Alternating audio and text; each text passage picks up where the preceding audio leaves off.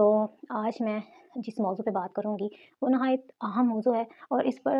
ہر جو سمجھدار انسان ہے وہ اس چیز کو ضرور سوچتا ہوگا اور اس متعلق بات کرنا نہایت ضروری ہے، کیونکہ جو چیزیں آپ کے معاشرے کو تباہ کرتی ہوں، آپ کے معاشرے کی بربادی کا باعث بنتی ہوں، ان پر بولنا، آواز اٹھانا ہر پاکستانی کی بنیادی ذمہ داری ہے۔ اور شعور رکھنے والا انسان اس کو ضرور غلط کو غلط سمجھتا ہے، اور شعور رکھنے والا انسان اس چیز کو سمجھے معاشرہ کس جانب جا رہا ہے۔ تو میں بات کروں گی آج کل جیسا کہ ایک ٹرینڈ بن گیا ہوا ہے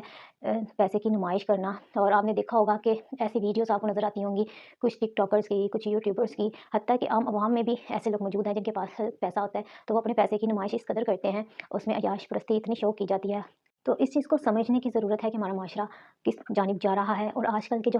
ٹک ٹاکرز ہیں یا یوٹیوبرز ہیں وہ ہماری آنے والی جنریشن کو کس جانب لے کر جانا چاہتے ہیں، اور ان کی ذہن سازی کس طرف کی جا رہی ہے کہ ہماری جو جنریشن ہے اس کو مادہ